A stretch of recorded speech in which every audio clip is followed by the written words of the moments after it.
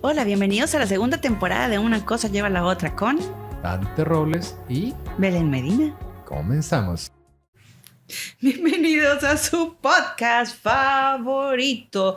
Una cosa lleva a la otra, episodio 11, temporada 2. Ya es el episodio 11. Soy Belén Medina y me acompaña Dante Robles. ¿Cómo están, raza? Feliz miércoles. Excelente día para todos nuestros escuchas. El tema de hoy va a estar bien divertido. ¿Cómo le pusimos, Belén? Mitos, contrabando y traición. Mitos, contrabando y traición. Yo creo que es historia, mitos, contrabando y traición, revolución mexicana. Hijo, esto va a estar divertidísimo. La verdad es que yo nunca me imaginé que me fuera a dar risa esto, pero de cierto modo está muy entretenido. Miren, Sí. en los últimos capítulos hemos prácticamente demostrado que los mexicanos nos pintamos solos para hacer todo un espectáculo en nuestras celebraciones y también que somos dignos de muchos récords Guinness. Sí. Una cosa lleva a la otra, ¿no? Como nos encanta, siempre vamos conectando de una forma u otra las cosas bien divertidas, pero bueno, este episodio en especial espero que lo disfruten a través de todas las historias que vamos a estar platicando Belén y yo. Nos hemos guardado algunos que otros detallitos para el live del viernes, pero va a estar bastante entretenido. Si ustedes creen que estamos hablando de una novela o de alguna película de acción o de alguna película de intrigas, no, es histórico. Bueno, entre tantas peculiaridades entre las que digo que podemos ser ganadores del récord Guinness, por ejemplo, la Revolución Mexicana es considerada la guerra civil más sangrienta de toda Latinoamérica de todos los tiempos. No es algo de lo que podamos estar orgullosos, pero bueno, es que fueron más de, 10 años, entre que sí que no, contables. Pero los conflictos estaban desde antes, entonces, y siguieron después. Fue una cosa muy curiosa. Total. Próximamente, el 20 de noviembre, tenemos, para empezar, el megapuente que tenemos nosotros, que nos lo van a poner este fin de semana. Y el Buen Fin. Y el Buen Fin. El aniversario del inicio de la Revolución Mexicana en 1910. En este año se conmemora su 112 aniversario. Órale, ya tan pronto. Sí, ya, pues ni tanto. Si te pones a pensar, 100 años pasan de volada. Y bueno, desglosamos varias partes de la historia tal cual nos las han enseñado en la escuela. Sin embargo, encontramos muchas curiosidades. Muchas, es decir, por no decir palabrotas, un titipuchal de curiosidades muy interesantes.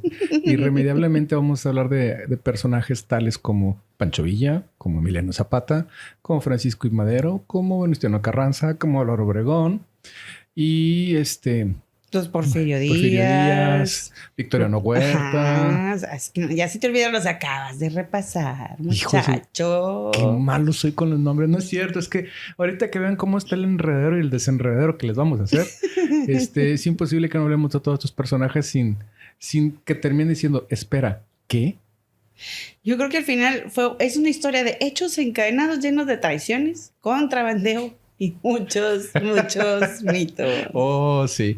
Así que prepárense para ser intensamente rafagueados por datos históricos, fechas, nombres, personas, ciudades, situaciones, encadenamientos, una cosa que llevó a la otra y luego regresó y luego llegó, traiciones, alianzas, desalianzas. Es increíble. Como les dije, no es una novela, es la historia. Puñaladas traperas y demás cosas. Bueno, pues el asunto aquí es que debemos empezar por lo histórico. Todo comienza con el Don Porfirio Díaz, así es. Que en la historia no se digna a juzgarlo todavía. Pero bueno, eso lo dejamos para el viernes. Pues lo juzgan como el máximo traidor, o el malo malote. Pero pues la verdad es que también trajo cosas buenas al país en el tiempo que estuvo, que fueron largos 30 años desde el porfiriato. Que empieza en 1876. Y lo que no sabía yo, para empezar, era el nombre completo. Que realmente el nombre completo de Don Porfirio Díaz era José de la Cruz Porfirio Díaz Mori. No sé por qué les ponen tantos nombres en aquellos tiempos, pero bueno. Y tantos apellidos, o no sé si eran tantos nombres o cómo estaba ese asunto, ¿no? Es que yo creo que era José de la Cruz Porfirio Díaz Mori. Pues sí, no lo había pensado. Entonces decían Porfirio Díaz. No. Empieza en 1876. Y tampoco sabía que era un veterano de guerra de la guerra que tuvimos con los franceses, lamentada llamada Guerra de los Pasteles. Y bueno, el periodo que dura el porfiriato es del 1876 a 1911. Entonces, el lema que tenía Porfirio Díaz eran orden y progreso. Y en ese tiempo el país realmente tuvo muchos beneficios, tuvo realmente muchos progresos, como decía el lema, tuvo mucha estabilidad económica y entramos en lo que se llamaba la revolución industrial, que aquí no había ocurrido, a diferencia de lo que había ocurrido en Europa. Pero siempre existió el distanciamiento entre clases sociales y pues entre más pasaba el tiempo, más notorio se hacía, porque pues yo me imagino que entre más industria, entre más progreso, existían los jefes, los capataces, los dueños de haciendas y demás. Entonces, estos distanciamientos sociales ya se habían empezado a notar. Para el año de 1900, Sí. o sea, ya había pasado un rato de que estaba iniciado el porfiriato, en México tenía 14 millones de habitantes. Imagínate, ahorita somos cerca de 122 millones. Fíjate, no sé que aumentamos 10 millones por año, más o menos, ¿no? Más o menos en el último... Digo, 10 millones por década. sí, Así sí, es. sí. Entonces, bueno, Sí, porque si fuera por ahí seríamos un seríamos titipuchal. muchísimos más. Entonces, casi todos estos 14 millones de habitantes que estaban en México para 1900 estaban en condiciones de pobreza extrema y marginación. Y la fuerza económica, pues, como siempre, estaba concentrada en, digamos, la inversión extranjera, en este caso extranjeros que venían a vivir a México y tenían el beneficio de las tierras. Entonces había muchos hacendados. Para 1906 comenzaron diversos movimientos de huelgas obreras y agrarias que empezaron a quejarse de esa superioridad y del maltrato y del abuso que existía en la clase agraria o de la gente del campo y de la gente que era mano de obra obrera, ¿no? La clase obrera, pues de ahí sale mucho el tema de las huelgas de Cananea y Río Blanco, ¿no? Que son un parteaguas del Día del Trabajo. Exactamente. Y que bueno, esas no queremos entrar en disputas porque por sí solas son un tema completo. Un tema completo. Entonces, Cananea y Río Blanco son los primeros movimientos obreros y campesinos que fueron reprimidos con violencia por parte del gobierno en aquel tiempo de Porfirio Díaz. Aparte de todo eso, para 1906 Porfirio Díaz se había postulado para otro periodo presidencial. Sí, pues de hecho fue la ironía de todo esto con Porfirio Díaz es que pues ya era un dictador y solo hacía como que el relajito ahí, ¿no? De que, pues déjame, voy a reelegir otra vez. Oye, pues ya llevas 30 años en el poder. Sí, bueno, porque todavía no existía el asunto de la... No reelección. No reelección, bueno...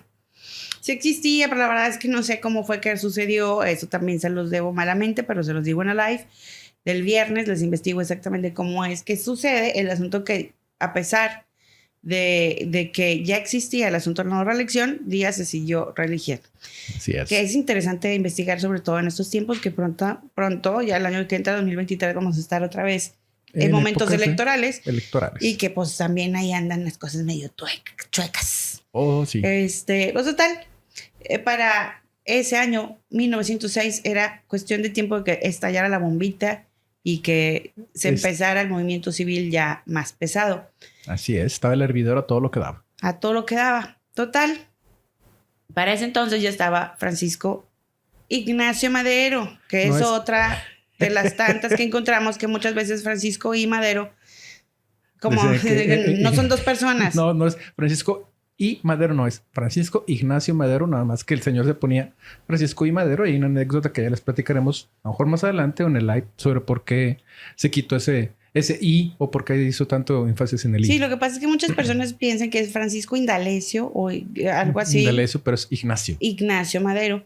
Él ya se había encontrado en una gira proselitista porque tenía su partido, que era el partido antireeleccionista. Entonces ya le tenía rato jalando con el partido y empieza la época de las elecciones y pues por hacer su showcito y su relajo de que no se reeligiera Porfirio Díaz, van y lo detienen en Monterrey, aquí mero en Monterrey. Aquí en donde estamos haciendo este podcast. Y lo acusaban de incitar a una rebelión. Era lo típico en ese gobierno, ¿no? Que decía, ¿sabes qué? Cualquier cosa que atente contra mi forma de ser, mi forma de gobernar, deténlo, que se hagan las elecciones donde está detenido y vámonos, ya ganamos, ahora sí suéltalo para afuera. Sí, dicen que pagó fianza, entonces después de ahí, en ese inter se realizan las elecciones, vuelve a ganar Porfirio Díaz, entonces ahí Madero se va, dice, huye de San Luis, no sé cómo es, también esa historia está perdida porque se lo prenden en Monterrey. pero lo apresan, o sea, está en una prisión en San Luis Potosí. Hubo ese traslado ahí que estaba medio perdido ahí en el inter de qué pasó, cómo fue que llegó a San Luis. Le dan fianza. Y se pela, vámonos. Y se va para San Antonio, a San Antonio, Texas. Bueno, para nosotros San Antonio es muy común, pero pues para la gente más abajo, a lo mejor no, más abajo de México, en otras partes del mundo donde nos escuchan, San Antonio, Texas es una ciudad fronteriza cerca de Nuevo León. Bueno, ahí te voy a decir que tan fronteriza no, pero el estado es fronterizo. El estado fronterizo de Texas, San Antonio está un poquito más arriba, pero queda cerca. Dejémoslo así. Queda cerca. Entonces, ahí se redacta el tan nombrado Plan de San Luis. Oh, sí. ¿Por qué le dicen Plan de San Luis si se hizo en El Paso, Texas? No, digo en El Paso, Texas, San Antonio, Texas, no tengo idea. Pero bueno, este lo redacta el 5 de octubre de 1910. Se supone que lo escribe junto con Juan Sánchez Ascona y Roque Estrada. Así es, sí, así lo dice la historia. Así lo dice la historia. Entonces, este plan es considerado uno de los planes de rebelión más atrevidos porque abiertamente le decía al enemigo, o en este caso al gobierno, cuándo exactamente, a qué hora, qué día se iba a levantar el pueblo en armas y que se pedía en este caso que se levantara el 20 de noviembre de 1910. Claro. De esto hay muchas dudas. Y muchos datos curiosos. Muchos datos curiosos que quiero que Dante nos ilustre porque él es el que ve las cosas tiruriru de este podcast. Espiritistas. Te dice que Madero era espiritista y que escribía inspirado según lo que le decían sus guías. A ver, cuéntanos esa historia. Mira, esto me estuve documentando para platicarlos en este episodio. Voy a tratar de ser breve y puntual. Madero se fue a París en uno de sus tantos viajes de estudio y en París aprende lo que era la forma espiritista en la cual él era considerado un espiritista escribano. Simplemente entraba en un modo de trance y ciertos espíritus, según cuenta la historia, le hacían que escribiera a través de su mano. Y aquí vienen unos datos curiosos. Había 3 espíritus que hablaban a través de él. Uno era su hermano fallecido, otro era un tal José y otro, aunque ustedes no lo crean, era el señor Benito Juárez. ¡Qué chulada! En todos esos trances que tuvo, escribió muchas cosas y en esa sesión, en una de las tantas sesiones espiritistas salió que el 20 de noviembre de 1910 a tal fecha, a tal hora, tenía que lanzarse la Revolución Mexicana para hacer un cambio y es muy sabido que incluso vino en Monterrey y fundó una sesión espiritista en San Pedro. Es algo que nos quedó así como que se espera. Y fundó una asociación espiritista, ¿no? Es una asociación espiritista del municipio de San Pedro. Dices, ok, sí, estaba muy metido en esta onda porque se trajo la moda de Europa y pues en ese entonces todo lo que venía de Europa era wow, es una onda europea y acá se pone con los ojos en blanco y se pone a escribir. Ahí hablar de Madero espiritista nos podría llevar un episodio también completo. Si quieren platicamos más detalles anecdóticos en el Viernes de Live, pero sí, la Revolución Mexicana fue dictada a través de un medium espiritista que era Francisco Ignacio Madero, en el cual le dijo que el 20 de noviembre tenía que lanzarse la revolución. Vámonos, carajo. Ahora sí que vamos a decir que el Plan de San Luis, así como varios textos bíblicos, fue un texto inspirado. Sí, o sea, Madero espiritista es algo que mucha gente no lo sabe. Mucha gente ve a Madero como el inicio de la revolución, el principio de no reelección. Y está bien, o sea, históricamente así está catalogado y clasificado por los historiadores. Pero bueno, el tema de que sea espiritista siempre ha sido un tema curioso, escondido, que últimamente con el acceso a la información, a internet, a más estudios históricos, te das cuenta que es, oye, pues este cuate lanzó una revolución a través de un llamado espiritista. Pues bueno, pues de alguna manera tenía que salir, ¿no? No, y muy curioso que digas, ay, Benito Juárez me habla. O sea, es que son cosas como que me habla un pajarito. Sí, así son cosas curiosas, ¿no? Sí, son cosas raras. Pero bueno, el asunto es que Madero, con su inspiración, genera el Plan de San Luis. Y con eso inicia un periodo vamos a seguir con los datos duros, el periodo de la revolución maderista. Porque ahí la revolución tiene 2 o 3 periodos. De que dependiendo de quién la iba guiando, porque esto fue cambiando de manos conforme transcurrían los años, inicia este periodo de la Revolución Maderista que inicia con precisamente el plan inspirado de San Luis, con 13 levantamientos en conjunto. El principal y el iniciador es el 21 de noviembre en Guerrero, en la ciudad de, o en el pueblo de Guerrero, Chihuahua, que era una plaza villista. Básicamente. Que bueno, que él también tiene una larga historia y una bola de anécdotas que Villa no era tan como pensamos, que también puede ser tema para otro episodio. Pero sí, hablar de Francisco Villa, alias Francisco Villa, porque el nombre era Doroteo Arango. Doroteo Arango, que realmente él era de Coahuila. No, era de Durango. De Durango. Doroteo Arango de Durango. Doroteo Arango de Durango. Se me lengua la traba. Se dice que él empieza su andanza. Su andanza bandolera, porque fue de todo, cuatrero, bandolero, ladrón. Pero también tenía momentos en donde trabajaba de todo tipo de artes en aquel momento, ¿verdad? Albañil, transportista, pintor, comerciante y demás cosas. Pero dicen que cuando, por ejemplo, llegó a transportar oro, él no robaba eso, porque estaba trabajando en lo legítimo, pero en la ilegitimidad. Lo dijiste bien rápido. A ver, dilo otra vez. Ilegitimidad. Eso. Robaba vacas, ganado, hacendados y cuatrero de caminos y demás. Pero se dice que empezó, porque era un chico bueno, empezó defendiendo a su hermana de que del hacendado. El hijo de un hacendado. Se dicen varias versiones, que puede haber sido el mismo hacendado, el hijo del hacendado o un capataz de donde él vivía, porque vivía, pues era pobre, estaba, bueno, pues no sé si era pobre como tal, pero él vivía dentro de esa gran hacienda, en las casonas que estaban ahí. Así es. Y pues total que esta persona intenta abusar de la hermana y le pega 2 tiros y él se pela. A la hora que se pela, quiere cruzar a Chihuahua, entonces se cambia el nombre a Francisco Villa porque existía la búsqueda de Doroteo Arango, pero no había una filiación. Nadie sabía cómo era, básicamente. Nadie sabía cómo era. Entonces en Chihuahua empieza una vida nueva y la empieza dentro de esa ilegalidad mixta, ¿no? Claro. Y tiene muchas curiosidades más, que nos podamos ir lejísimos, pero sigamos con la ráfaga. Sigamos con la ráfaga, ok. Estábamos con Madero. Es correcto. Regresa el 14 de febrero de 1911 a México. Así es. Con el apoyo de los caudillos del norte que eran Pancho Villa, Victoriano Huerta y Pascual Orozco. Y en el sur andaba Emiliano Zapata, que decía, la tierra es de quien la trabaja. Oh, sí. Y de Zapata tenía otra historia también, porque también de Zapata se decía que era un pobre campesino. Pero el señor no lo era. El señor no lo era. El señor tenía sus tierritas, dicen mediano propietario, mediano empresario. Comerciante. O sea, como digamos que era clase media. Sí, que en una clasificación actual sería así, clase media. Por ejemplo, dicen, no le gustaba, era vegetariano. Otra cosa interesante de Zapata, era vegetariano, no le gustaban las bebidas de aquí, le gustaba el cognac francés. Así es. Y su comida preferida también era la comida francesa.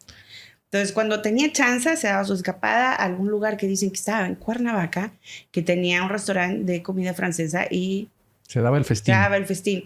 Y cuando lograba hacer algo con sus negocios legales, porque era de clase media, claro, decían que lo primero que se compraba era botonaduras de plata para su traje charro, porque dicen que también era muy buen charro. Entonces, sí.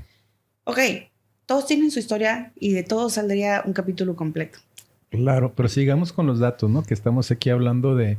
Por ejemplo, estoy aquí viendo las notas que el investigador oficial está haciendo. Voy a leer textualmente lo que pone aquí Belén para ir avanzando un poquito con los datos. Dice, el 6 de marzo toman Casas Grandes en Chihuahua y la plaza más codiciada de Ciudad Juárez, en donde después de que la toman los madristas se firma el Tratado de Juárez el 21 de mayo de 1911, donde se reclama la renuncia de Díaz y su gobierno. Díaz presenta su renuncia el día 25 de mayo y es exiliada a Francia, donde vive sus últimos días, según esto, tranquilo. Sí, pues es que realmente allá donde andaba en Francia muere en el 2015. Digo, 2015.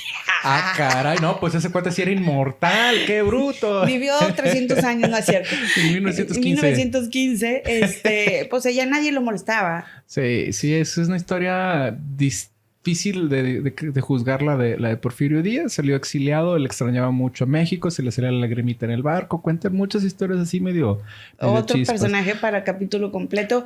Y también dicen que su familia está queriendo, o que bueno, que a veces el gobierno lo quiere traer, diferentes gobiernos han querido traer su cuerpo Sus restos. para acá, para México. Pero que la familia quiere que lo traigan como con los honores de jefe con los de honores Estado. de jefe de Estado, y pues obviamente ahí tenemos una pues una gran discordia. Entonces lo dejan allá donde está, en Francia. Pero bueno, esto, el exilio de Porfirio Díaz no es más que el inicio del verdadero relajo de lo que estamos por platicarles. Sí, claro, bueno. Porque empieza con eso, pero continúa con unas historias. A ver, Belén, vámonos echándoles de una a una las fechas, a ver cómo nos van saliendo. Vamos a ver. Después de que se va al fin en 1911 Porfirio Díaz a Francia, toma la presidencia interina Francisco León de la Barra, que esos son unos nombres que pasan sin pena ni gloria en la historia, Sí. más que porque están escritos, porque son así súper cortos sus periodos y realmente nadie los pela. Pero él Pobrecitos. era secretario, era el secretario ¿De Madero? No, de Díaz. Ya sí es cierto. Era el secretario de Estado de Porfirio Díaz, se quedaba Félix León de la Barra, hasta que el 6 de noviembre del 1911 Madero fue electo presidente. O sea, en ese inter, mientras él estuvo de interino, se hicieron las elecciones y queda Madero como presidente. Ajá, Madero como presidente, y en este momento también es muy reconocido porque le da su espaldarazo Theodore Roosevelt. El gobierno de Estados Unidos Del lo gobierno de reconoce. Estados Unidos, que tiene mucho que ver en todo este meollo. Ahorita Mete se su van a dar cuchara cuenta. en todas partes. Total. Luego se encontró con los conflictos que había dejado inconclusos a Madero. Sí, ¿quién le manda por meter tantas cosas? Promete una reforma agraria que se la promete así, pero de corazón, a Emiliano Zapata. Sí.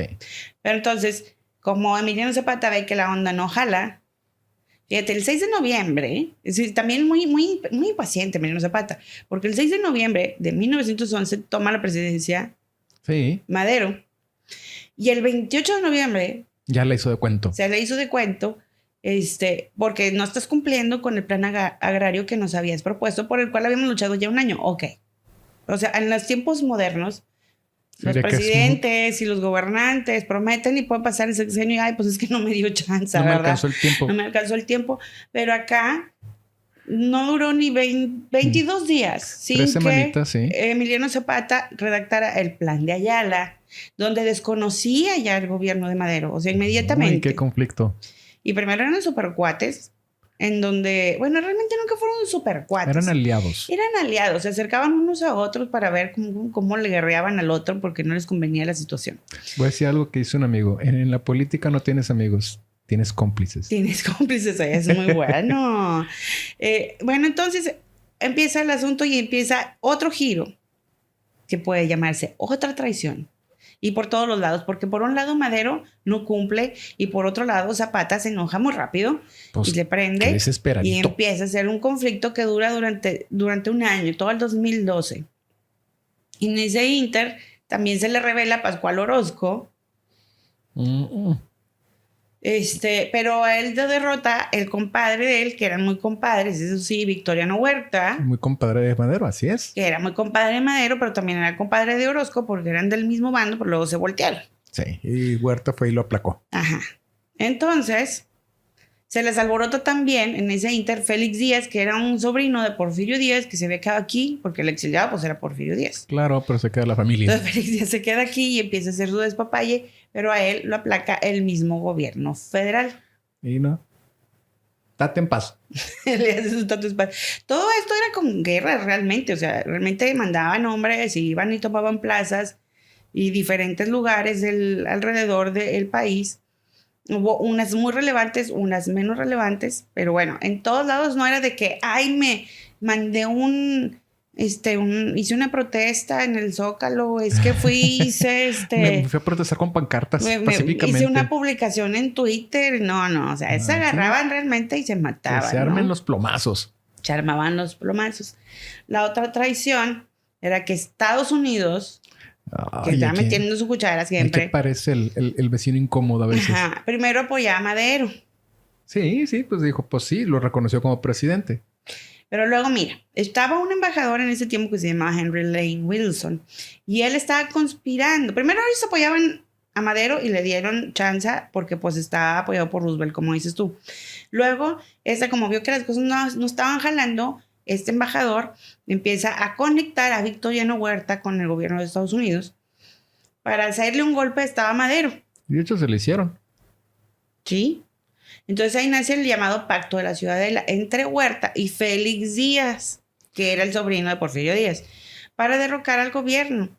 Y esto inicia la conocidísima decena trágica en 1913, que fue el 9 al 19 de febrero, en donde mueren 5,000 civiles. Sí. Porque los pelotazos se agarraron, pero así ahora como sí diera. que en ciudad. Y entonces ahí fue donde hacen preso a Madero y a Pino Suárez, que en ese tiempo era el vicepresidente de Madero. Que aún existía esa figura en ese entonces, presidente y vicepresidente. Uh-huh. Estos fueron asesinados días después. Entonces ahí, ¿quién nos mató? Victoriano Huerta. Y se hizo dictador. Ajá. En esos días también habían matado al esposo. Ando bien perdida. Al hermano de Madero, que se llamaba Gustavo Adolfo Madero. También unos días antes se lo habían escabechado para como que no hiciera ahí como que reclamar algún derecho por ahí. No tengo ni idea, pero pues también se lo escabechan. Pues sí complica un poquito las cosas, ¿no? Porque, bueno, empieza Victoriano Huerta ahí de dictador con el golpe de Estado. Estados Unidos dice, bueno, pues sí te reconozco como dictador, pero pues se le armó la pelotera, ¿no? ¿Por qué? Porque ya que Estados Unidos había provocado ese golpe de Estado, pues sí. Los que quedaron en el norte, los demás caudillos dijeron, achis. ¿Y ahora por qué? ¿Y ahora por qué? Los del norte eran... ¿Se quedaron? Los caudillos del norte eran Villa Zapata y Obregón y Venustiano Carranza. Ahí lo tienes. Venustiano Carranza ya de por sí, si estudias la biografía de Pancho Villa, Venustiano Carranza ya desde un principio decía, bueno, ¿y qué? Porque él era gobernador de Coahuila. Sí, en el norte. Pero él generalmente vivía del otro lado, en Estados Unidos, y de repente vino Madero y dijo, no, pues yo quiero que sea mi jefe militar. Sí, le mandó un título cuando lanzó lo hizo general sin ser militar. Lo hizo general. Entonces decían, pues Villa, Zapata y Obregón decían, bueno, y sí nunca ha venido y nunca está en una guerra, ¿qué fregos anda haciendo aquí? Exactamente. Entonces también repelaban, pero bueno.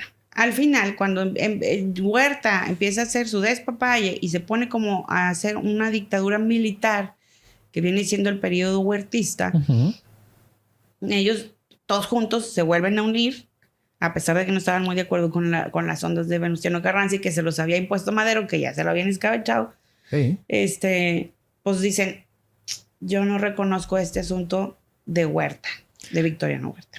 Sí, no, pues obviamente no se iban a dejar. Y dices, oye, tanto que estamos haciendo aquí con la revolución, luego de repente tú, que eres el mejor compadre de Madero, le das en su maceta y te pones de dictador militar, pues como que... Sí, y porque aparte Victoriano Huerta desconocía la democracia. O sea, dijo, no, aquí ya se acabó este asunto de la democracia y esta es una onda militar. Entonces, en eso mandan a un embajador nuevo de Estados Unidos a México que se llamaba John Lynn. Y él le traía varias propuestas a Estados Unidos para mejorar el gobierno. Tenía 4 específicas. Por favor, enlista las que están ahí escritas.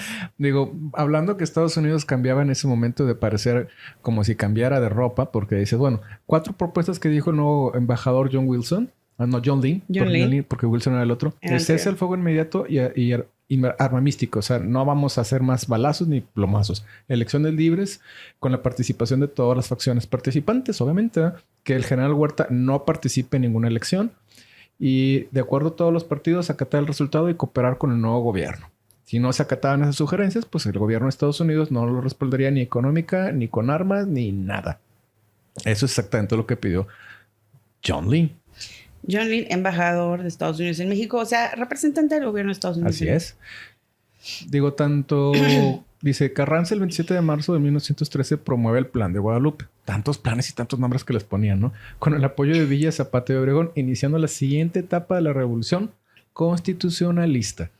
Sí, porque entonces se entra a todo lo que da Venustiano Carranza, que también deja su huella en la historia de México porque escribe la Constitución, nada más ni nada menos. Pero también tenía gente que no estaba de acuerdo. Sí. O sea, yo no sé por qué al final de cuentas todos luchaban por la misma causa, pero a la hora que ponían a un presidente, Ya no les gustaba. Ya no les gustaba. Entonces dicen, los ejércitos del norte y del sur empiezan a acercarse a la capital. Se empiezan a acercar la capital porque vienen desde el norte. ¿Y del sur? Y desde el sur, que en el sur pues generalmente predominaba Emiliano Zapata. Zapata y Obregón. Y de arriba venían Villa y los... ¿Carranza? Carranza, pero Carranza ya estaba ahora... espérate, ya estamos al revés. Ah, sí. Carranza ya estaba en la capital. Sí. Qué relajo. Ya se había movido otra vez el asunto. Entonces, empiezan a acercarlo y Estados Unidos se metió de repente al puerto de Veracruz porque... O sea, es un show porque los mexicanos también estaban defendiendo el puerto de Veracruz. Sí. Como que ahora lo pierden. Estados Unidos se establece ahí. Esto fue en 1914. ¿Por qué? Porque ya habían tenido un conflicto con Alemania, que también está queriendo meter su cuchara. Así es. Y había mandado armamento, pero por puestos de Tamaulipas. Sí, pero no pudieron. Entonces se habían aventado ya un tiro ahí los gringos y los alemanes. Y luego como que ya sabían que existía esa amenaza y con el asunto de que estaban apoyando a Venustiano Carranza... Sí, se fueron y se apostaron en Veracruz. Así es, y Estados Unidos deja de apoyar a Huerta y ahora empieza a apoyar a Carranza. Sí, se les voltea el asunto, entonces Huerta, bye. Ya no queremos onda militar porque no se acataron las 4 únicas condiciones que había pedido Estados Unidos. Y entonces, pues quítate que ahí te voy, ahí viene Venustiano Carranza. Se instala Venustiano Carranza. Es que parece chiste, pero van y vienen, pero vamos, sigamos. Bueno. Luego existe la toma de Zacatecas. Esto ocurre el 23 de junio de 1914. Sí. Fue muy importante para el ejército revolucionario de la fracción de Villa, que derrota a los huertistas. Porque esto le dio libre paso a Villa, que iba hacia la capital. Y entonces con esto Huerta renuncia. Dijo, pela gallo. 15 de julio del 1914 y huye a Cuba. Sin embargo, después de ahí dicen que también fue a darse un rol para Europa. Entonces se puso de acuerdo con aquel entonces Imperio Alemán. O sea, ya había estado. Yo creo que estos ya tenían sus buenos ahí anécdotas, sus acuerdos, ¿no? Bueno, entonces lo descubren los americanos. Desde entonces yo creo el espionaje. Y lo prenden y lo mandan a una prisión en El Paso, Texas. Y ahí curiosamente muere el 2 años después. En el 1916, para ser más precisos. Por causas no especificadas en ninguna parte. Dice, el 14 de agosto de 1914, la firma del Tratado de Teoloyucan, en donde se rinde el ejército federal. Es lo que sucede porque ya está derrotado Victoriano Huerta, porque ya estaba detenido en una prisión, ya se nos muere este señor y pues bueno, vamos ahora hasta lo que sigue en octubre, que es el 10 de octubre se reúnen en la Convención de Aguascalientes. ¿Cómo les gustaban estos temas, planes y convenciones? No sé de dónde sacan tanta creatividad para esto. Deja tú, se movían a caballo. Y sí, y a veces en tren y eran movilizaciones de miles, da menos cientos de personas. Bueno, ¿qué pasó en ese 10 de octubre? Bueno, se reúnen los 4 líderes, Villa, Zapata, Obregón y Carranza. Se acordó que Carranza renunciara a ser el líder del movimiento y se apegaría al plan de Ayala de Zapata. Y este aceptaría sus renuncias y también renunciaban Villa y Zapata. Te digo, qué relajo. O sea, tú renuncias, pero si tú renuncias también, pero tú antes yo, tú después. O sea, ¿a qué estamos jugando, verdad? Sí, porque al final decían, bueno, tú tienes que renunciar. A Carranza le decían, tú tienes que renunciar a ser el líder militarista del movimiento revolucionario. Así es. Entonces Carranza decía, bueno, sí. Pero ustedes renuncian. Pero ustedes también renuncien porque pues como quiera era una amenaza. Pero en cualquier momento, si él como presidente o porque todavía no era, se le ponían al brinco, pues tampoco convenía. Es correcto. Todavía estábamos en el 14. Sí, faltaba mucho para que pasaran un montón de cosas. Fíjense ya todo el despapalle que ha pasado y apenas vamos 4 años después del inicio de la revolución. La batalla de Celaya. Voy a seguir. Sigamos. Mientras tanto, nombran presidente interino a Eulalio Gutiérrez Ortiz.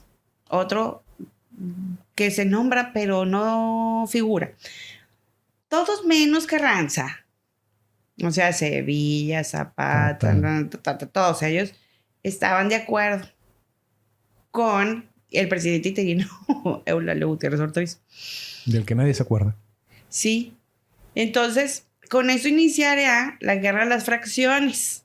Porque entonces empezaron a pelear entre ellos. Ah, yo quiero mi hueso. Todos querían su hueso. Pero ahí sí había mucho que perseguir. Ese sí era hueso. Y así que... Y estas eran... Las fracciones eran los constitucionalistas de Carranza y Obregón, que también apoyaba a Carranza, contra que eran Francisco Villa compas, y Zapata. contra Francisco Villa y Zapata. ¿Sí? Le vienen anécdotas bien simpáticas, ¿no? Porque Carranza huye al puerto de Veracruz y se establece ahí. Ajá. En ese entonces, Francisco Villa y Zapata entran a la capital y se dice, se cuenta y se rumora según la historia, la leyenda, que Villa se sentó en la silla presidencial y le dice, pues bueno, ya me senté, ahora sigues tú, Zapata. No, yo no me quiero sentar, esa silla está maldita. Está embrujada, está maldita. Está embrujada. Y Zapata no se sentó ahí, ¿verdad? Sí, porque Zapata decía que el que se sentaba en la silla presidencial, a pesar de que fuera muy bueno, se convertía en gente muy mala. Se decía corrupto. Y la anécdota trasciende en la historia porque se dice, yo no lo he visto, pero también se los voy a buscar para el viernes de live, que cuando Andrés Manuel López Obrador entra al poder, que es muy dado a la onda histórica, le mandó a hacer una limpia a la silla presidencial. Acá chamánica a la silla presidencial. Acá con huevo y hierbas y todas esas cosas. dicen varios historiadores que estuve viendo, que de los que estoy investigando, que pues le manda a hacer esa limpia, pues sí, chamánica, con huevo y hierbas y no sé qué, para quitarle la onda maldita y no convertirse en mala gente. Corrupto. Sí, porque la corrupción es lo más perseguido aquí por el nuevo gobierno mexicano. Bueno, entonces, ya me estoy cansando, pero fíjate, Carranza y Obregón estaban en el ejército constitucionalista, Villa y Zapata estaban en contra, se meten a la capital, hacen la anécdota de la silla presidencial. El único que se sienta fue Villa, Zapata le sacó la vuelta a la maldición. Y entonces, como ya se habían establecido ahí, aunque no les gustaba estar en Palacio de Gobierno, de hecho, ellos aborrecían estar en la capital, les gustaba el campo, realmente. Entonces Carranza dice, no, pues yo me pelo, entonces me voy para Veracruz. Ahí se establece, ¿no? Y entonces en diciembre de 1914, ya se habían ido los gringos otra vez, los americanos. Habían ido a negociar con él, ¿no? Para apoyarlo. Sí, entonces ya habían empezado a hacer negociaciones, dijeron, ok, nosotros nos vamos, tú síguele aquí dándole. Ahora estaban del lado de Carranza. Y se establece el gobierno en lugar de en la capital, México, Ciudad de México, Distrito Federal, en Veracruz. En el puerto de Veracruz. En el puerto de Veracruz. Ay, agarramos total, aire. agarro aire. En 1915 sucede la batalla de Celaya y León, donde Obregón derrota a Villa, que se retira y se reorganiza en el norte. En esta batalla hay otra anécdota. Está buenísimo también. Muy curiosa. En donde Obregón pierde un brazo. Gana la batalla, pero pierde un brazo porque dicen que le cae un granadazo cerca, entonces pierde ese brazo. Y el asunto curioso de esto es que hasta hace relativamente poco, 1989, la mano de Obregón había sido paseada de aquí para allá y de allá para acá. Exhibida en todos lados. Exhibida en todos lados. Después estuvo en un lugar donde a él le gustaba. Bueno, no es cierto. No era un lugar que le gustaba. Fue un lugar en un restaurante donde lo asesinan, que se llama La Bombilla. La Bombilla. Después se vuelve un parque y ahí le hacen un monumento a Álvaro Obregón. Y ahí tenían la mano en formol exhibida desde tiempos de la Revolución, que vamos a decir 1915 hasta 1989, que al fin la familia dijo, ya fue suficiente. Todas ya lo retiran su mano y pues creo que fue incinerada y sepultada. Pero, por ejemplo, en el caso de Obregón, él no está sepultado en el Monumento a la Revolución, él está en Sonora. En Sonora, así es. Hay demasiada información.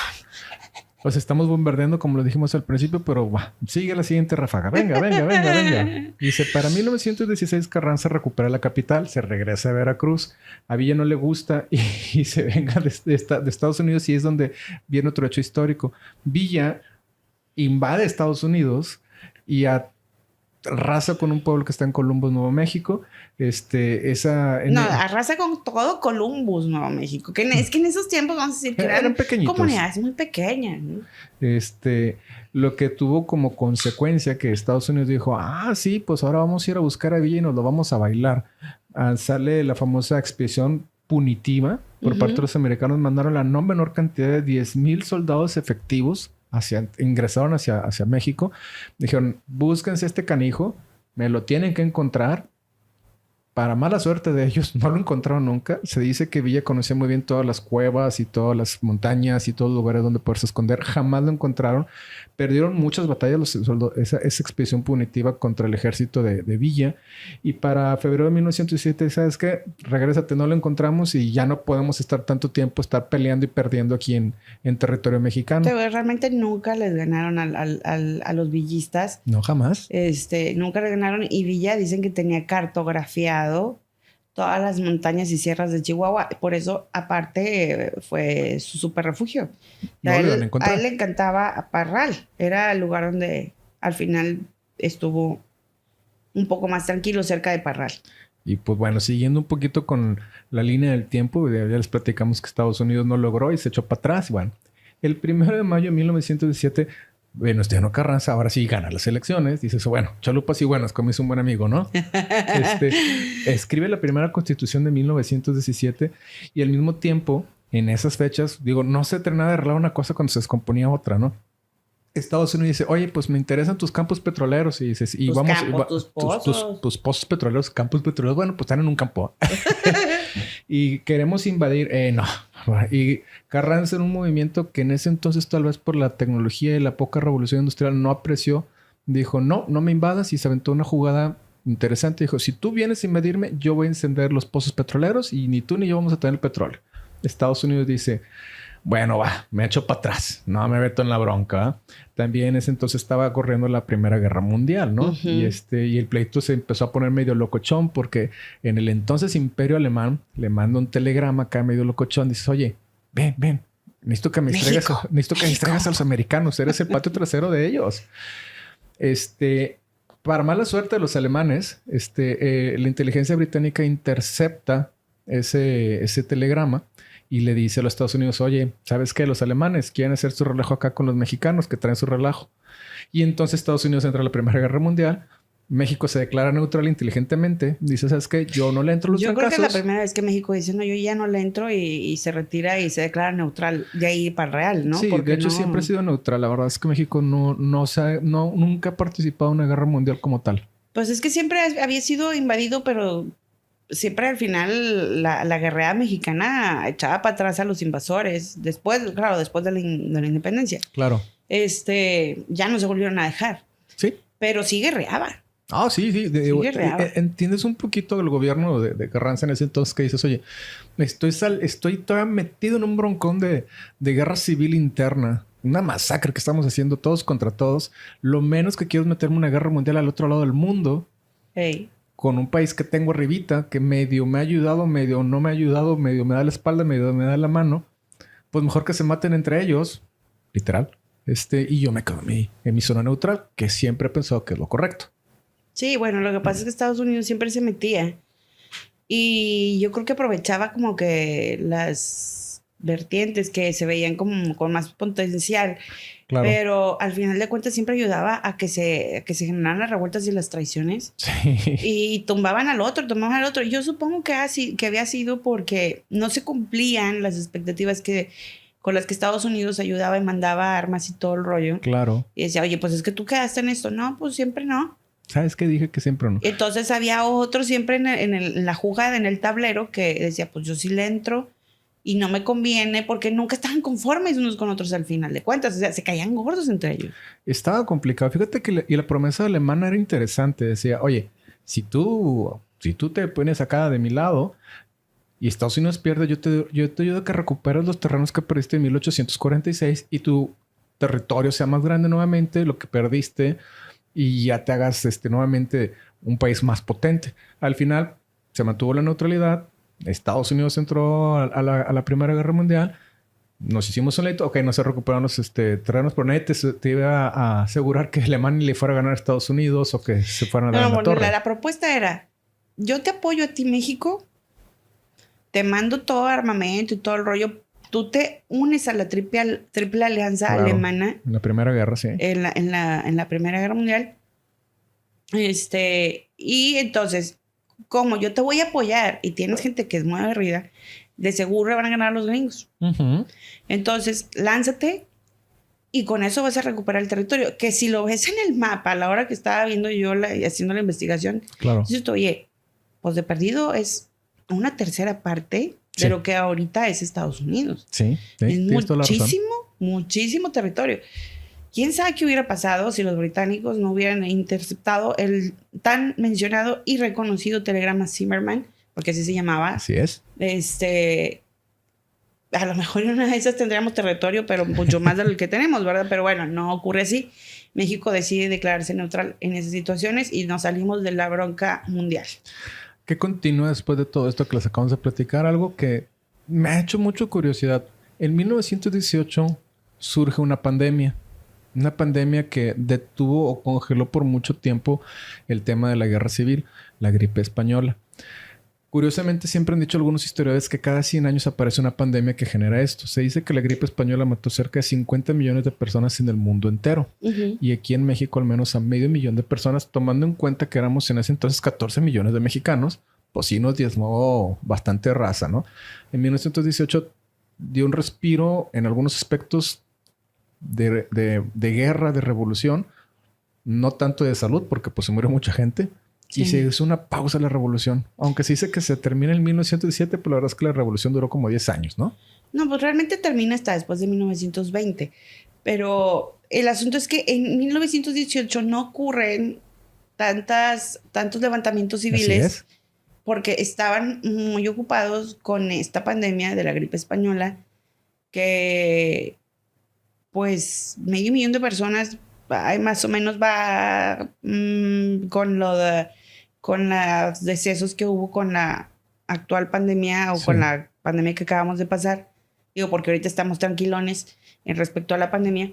Y decían los historiadores que era muy curioso porque a pesar de que nosotros ahora tenemos tanta tecnología, tantos medicamentos y tantas cosas, más o menos va a la par con las muertes que se registraron en ese año que no tenían nada. Sí, no teníamos antibióticos, no existían vacunas para eso, no había nada, ni medicina, ni nada por el estilo. Entonces, pues realmente creo que con la gripe española nos fue muy mal, pero no tan mal. O no era algo tan severo como lo que vivimos en la última pandemia, ¿no? Con la del COVID. Pero bueno. Vamos a ir otra vez. Para el 2000 terca yo con el 2000. 1919. Venustiano Carranza empresa una limpia de opositores. ¡Ay, qué desastre! Y manda a asesinar a Zapata, que se lo echan el 10 de abril del 19. De 1919, así es. Entonces, bueno, ahí empezaron a limpiar, es como que muy sordidamente el asunto. Ya en 1920 hay nuevas elecciones y Carranza se mete en otro lío. Puso a su compadre. Pone al compadre Ignacio Bonillas. Después de que le había prometido ese puesto, o sea, el dedazo, se lo había puesto a Álvaro Obregón. Era su tapao. Su corcholata. Su corcholata, como dicen ¿no? ahora. Entonces él le había dicho, no, pues tú eres el buenero. Tú le sigues después de mí. Tú sigues después de mí a Álvaro Obregón, que lo había apoyado durante todos esos años. Entonces, pues que nada, que Carranza puñalada trapera y pone a Ignacio Bonillas. Bueno, entonces Álvaro Obregón se enoja y se levanta en armas otra vez. Y en ese momento traía guerra de aliado a Plutarco Elías Calles. Sí, junto con él se levantaron armas en contra de Carranza, ¿no? Ajá. Aquí no se especifica muy bien, pero han de ser una lista muy grande porque dice Plutarco Elías Calles y otros. Que se meten ahora en el famoso porque, pues bueno, ya se habían fregado también a Zapata. Ay, estoy diciendo palabras que no van en este lugar. Pero bueno, disculpen ustedes. Entonces elaboran el mentado plan de Agua Prieta. Donde desconocen a Carranza, donde Carranza nuevamente se le ocurre irse a Veracruz. Dijo, si ya me funciona una vez, me funciona dos. Oh, sorpresa. Dijeron, este güey se va a ir a Veracruz. No, hombre, ahorita lo pescamos en el camino. Y muere Carranza. Muere Carranza asesinado por órdenes de Álvaro Obregón. Y su compadre Elías Calles el 21 de mayo de 1920. Y ahí, ¿cómo va la traición, el contrabando? 20 de junio de 1923, asesinan a Pancho Villa de no menor cantidad. De ahorita Belén nos platicará la anécdota de 150 balazos. Eso era tenerle odio, carajo. Sí, ¿Cuál es la caray. anécdota de esa ajuste de cuentas con Villa? De ese ajuste de cuentas, se supone que al final de cuentas Álvaro Obregón, bueno, a Villa ya lo habían, él ya se había ido al retiro. Sí, ya lo habían dejado, ya había llegado a un acuerdo con el gobierno. Sí, él ya se había ido, porque dijo, no, sabes que yo depongo las armas, entonces lo mandan y lo mandan, déjame porque esto lo tengo acá, van a ir Sí. mis hojas. En general, llegó un acuerdo para retirar, de poner las armas y le asignaron Sí. 50 personas para que se regresara a una hacienda Ahorita te digo en cercano. Ahorita dónde Belén nos da el está. dato. Y él ya estaba en Santa Paz. Nada más que la historia nunca deja en paz a estas personas, ¿verdad? Sí, déjame ver. Ahorita te lo digo. El 28 de julio se firma el acta de rendición de Pancho Villa. Dijo, yo hasta aquí llegué. Y él prometía no tomar las armas en contra del gobierno constituido. Según se cuenta, alguien que estaba ahí, que era de los que guerreaban con él, dice, no hay un discurso declaratorio de Pancho Villa para decir ya me retiro de este asunto. Y entonces, según un combatiente dice, simplemente nos informó que la lucha se había terminado y tiramos los últimos balazos al aire para decirle adiós a la revolución. Eso fue el 28 de julio de 1920. Ok. ¿Ok? Entonces, él le dan una escolta de 50 hombres que se los da el mismo gobierno. El mismo gobierno le asignó a los que lo iban a cuidar, ¿no? Sí. Bueno, así eran sus hombres de confianza, pero el gobierno dijo, sí, ok, tráete 50 pelados y ellos te van a cuidar y les pagaba sueldo Para por parte cuidarlo. del gobierno. Y entonces lo mandan a una hacienda a la hacienda que se llama Canutillo, Hacienda del Canutillo, en Durango. En ese momento él tenía 42 años. Era bastante grande para la época porque no llegaban ni a los 30, todos se morían o los mataban.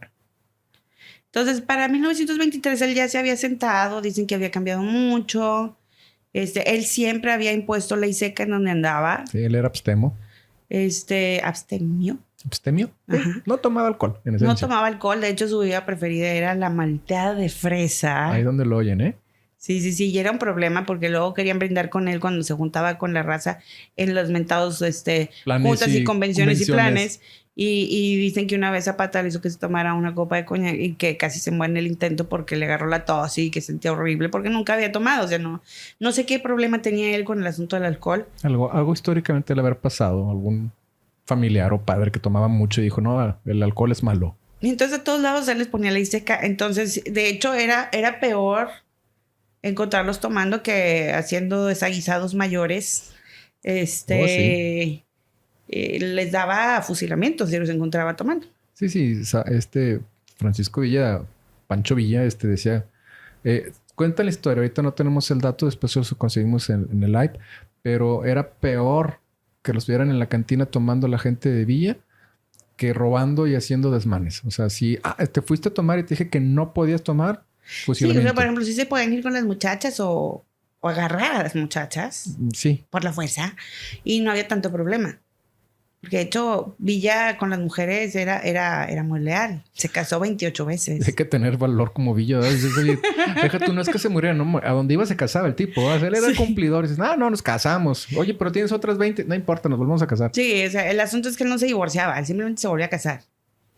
Bueno, yo no sé cómo eso funcionaba, pero está bien, él se casó 28 veces. Entonces, él ya se había empezado a hacer más como que tipo hacendado, estaba ahí, se empezó a hacer arreglos en buena onda con el gobierno Le llevo con calmita. de Chihuahua y de Durango, porque él se llevaba muy bien. Bueno, él adoraba Chihuahua, Sí. a pesar que Durango era su tierra. Y otra cosa curiosa que tenía Pancho Villa era que ahí en su ranchito que en Canutillo, Uh-huh. mandó a hacer o construyó ahí una cancha de frontón. Qué loco. O sea, Frontón. raro, le gustaba el frontón. Dices tú, oye, ¿cómo? O sea, era 1920, 21, 22, Sí, porque antes de fue entre que- el 20 y el 23. Sí. Y hasta eso andaba haciendo. Total, un día él iba a cobrar y traía el dinero de la raya, de la gente que trabajaba en su rancho y de su escolta, y él la cobraba en Parral, Parral, Chihuahua. Chihuahua. Entonces, ese día le dijeron, no vayas a Parral. O sea, como que ya traían ahí el feeling. Y entonces él dijo, me gusta tanto Parral que hasta para morir me gusta. Ay, Diosito. ¿Eh? Entonces, él se fue para allá y ahí fue donde le dieron muerte. Perdóname. Iba con 7 personas en un carro y se supone que ya lo andaban venadeando, como decimos aquí, de que ya sabían que estaba se habían apostado ahí en varios lugares alrededor de donde él iba a cobrar y traerse el dinero. Iba en carro, iba a traer una escolta que dicen que iba gente adentro y parada así en los lados del carro. Ya ven que los carros de esas épocas pues tenían así como un estribo que se puedan subir y atrás y todo el rollo.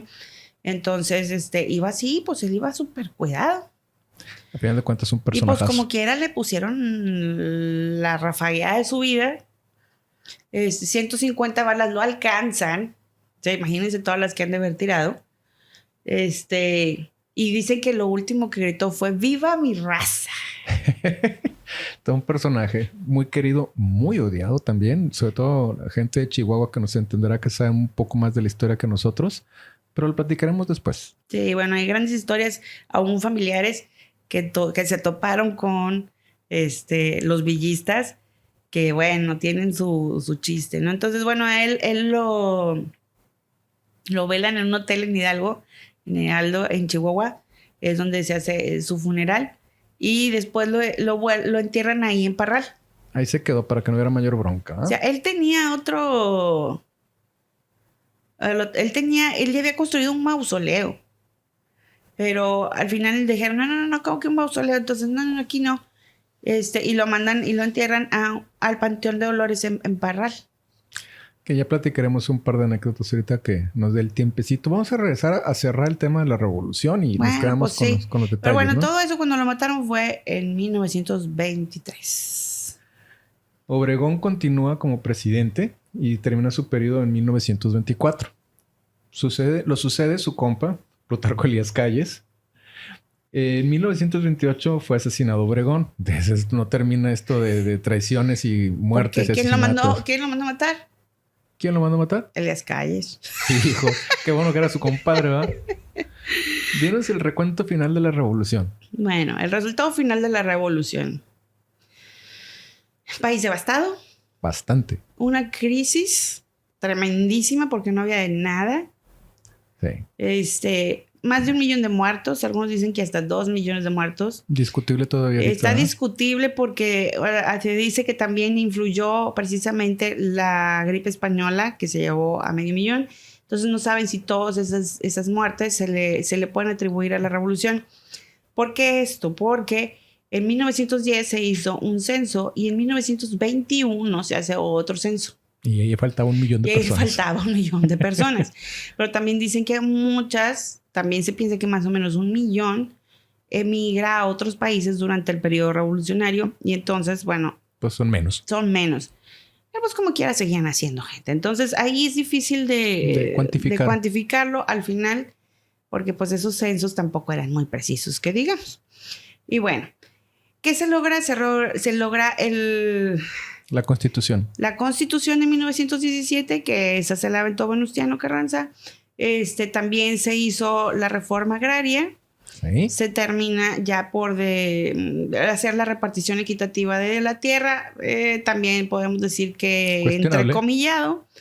Y bueno, por el lado laboral, que fueron de las principales causas antes de la revolución. Las primeras... motivos que incitaron todo esto, ¿no? Pues sí, que fueron ya represiones civiles, que sean huelgas y otras cosas que las reprimía el gobierno. Aún antes de la revolución se logra la reducción de horas de trabajo y aumento de los salarios mínimos. Sin embargo, como les decía al principio de este episodio, tenemos el récord de que es considerada la guerra civil más sangrienta de toda Latinoamérica. Y vaya que ha habido grandes guerras en Latinoamérica y hasta ahorita no hay alguna que la haya superado. Todavía estamos 112 años después. Sí. Y seguimos con esa onda. Y bueno, esto es un pequeño resumen sobre la Revolución Mexicana. Vamos a dar un par de datos para empezar a llegar a las conclusiones, porque si no vamos a hacer este episodio un poquito extenso. No sé cuánto llevamos ya, Pues pero llevamos casi una hora cotorreando de todo esto. Pero mira, voy a dar este fact que se me hizo muy simpático sobre Pancho Villa, que dices, ay, Diosito es que Pancho santo. Villa, todos tienen su historia, pero Pancho Villa tiene muchos mitos. Sí. O sea, él generaba unas cortinas de humo sobre él mismo. Increíble. Qué ¿no? bárbaro, pero bueno, Vale. échatela. En 1926, el coronel Durazo, que sí, si están pensando que era pariente, bisabuelo, tatarabuelo del negro Durazo, es correcto. Es correcto. Sí lo es. Roba por error la cabeza de los restos de Pancho Villa y se lo lleva. ¿Por qué hace esto? Porque este hombre encontró un cartel de cuando Pancho Villa era la persona más buscada por Estados Unidos, y en ese entonces ponían carteles que decían: se busca la cabeza de Pancho Villa vivo o muerto, pero él tomó literalmente que quería en la cabeza, fue y desenterró la cabeza, la cortó y fue y la llevó y dice: oye, no la mueles. O sea, pues era cuando estaba vivo, ¿no? Y ahorita, ¿por qué quiero la cabeza, no? Y dice que la guardó un rato en su cama, abajo de su cama, que anduvo dando el rol por todos lados.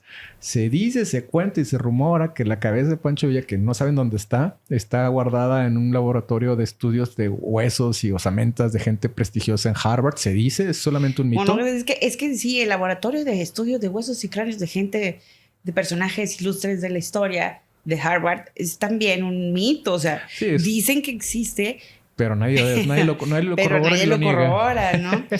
Sí, entonces el asunto es que eso fue 3 años después de que habían enterrado a Pancho Villa. Sí, qué salvaje. Fue en 1926. Entonces él, pues bueno, yo creo que mala interpretación del inglés. Él dijo, tiene la cabeza. Se las consigo, ahí está enterrado, güey. Sí, entonces fue, lo desentierra. Y después se supone, la historia, según Taibo II, que es historiador, y que hizo una biografía muy extensa de súper documentada de Pancho Villa, que visitó absolutamente todos los lugares donde Pancho Villa estuvo. Se supone que la cabeza, después de que estuvo abajo de la cama del coronel Durazo un tiempo, la enterraron en un llano, en un lugar que se llama el Rancho El Cairo, en una población que se llama Salaices, en Chihuahua.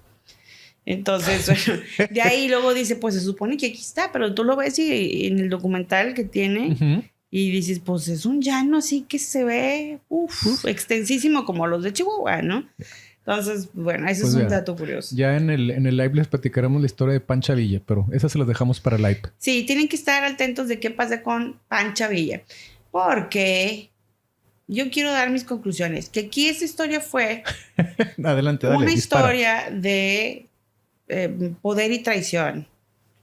Por favor. Poder y traición, porque, por ejemplo, en el caso del Monumento a la Revolución, que está en la Ciudad de México, que para empezar, el Monumento a la Revolución fue un inicio de un palacio que se le había puesto en la cabeza a Porfirio Díaz, y esa iba a ser la entrada al nuevo palacio.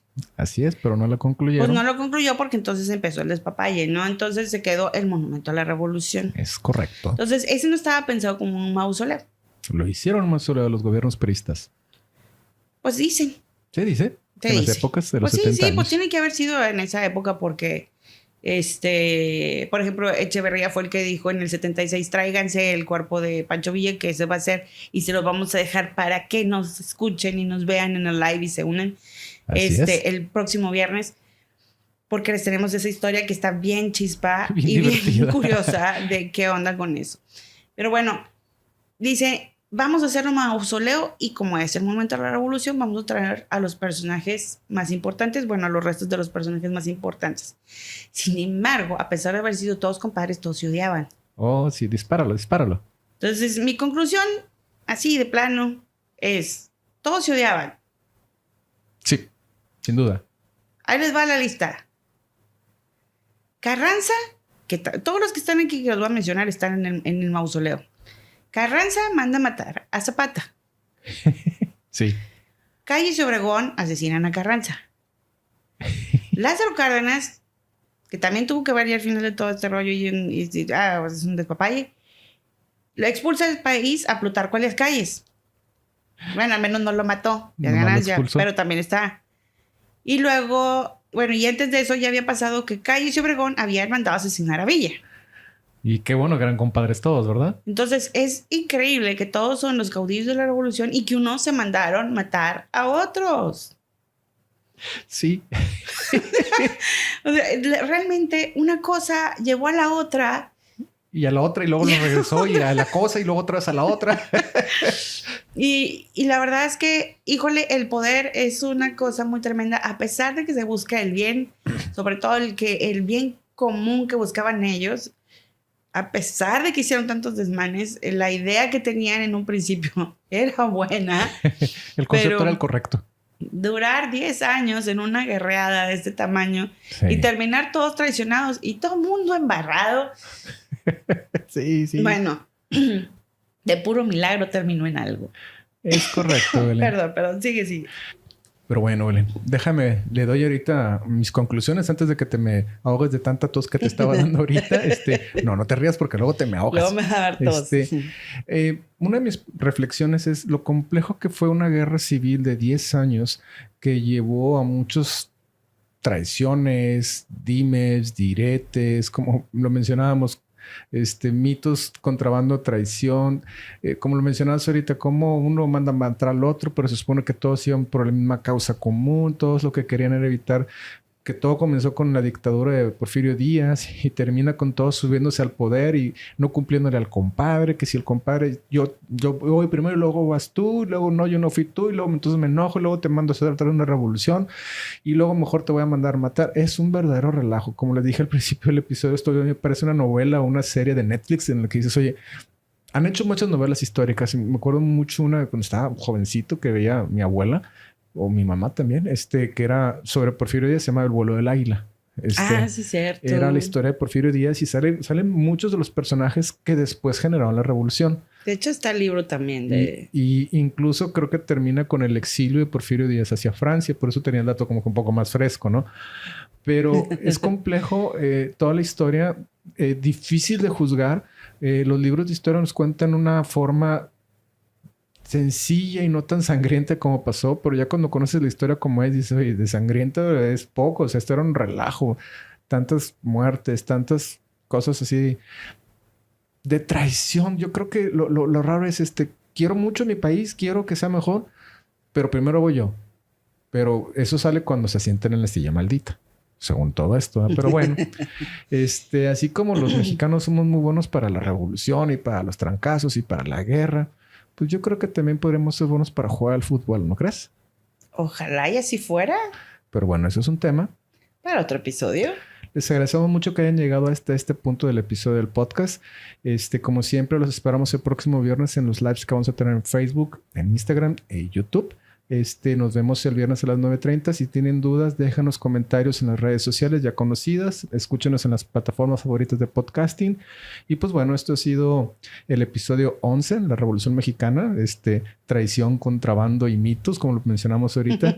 Que tengan un excelente día y pues hasta luego. Bye. Nos vemos el viernes. Bye. Gracias por escucharnos hasta el final de este episodio. Síguenos en nuestras redes sociales y principales plataformas de podcasting. Les recordamos que estaremos todos los viernes a las 9:30 de la noche, hora de México, en Spotify Live para seguir platicando con ustedes en vivo. Los esperamos. Hasta luego. Bye.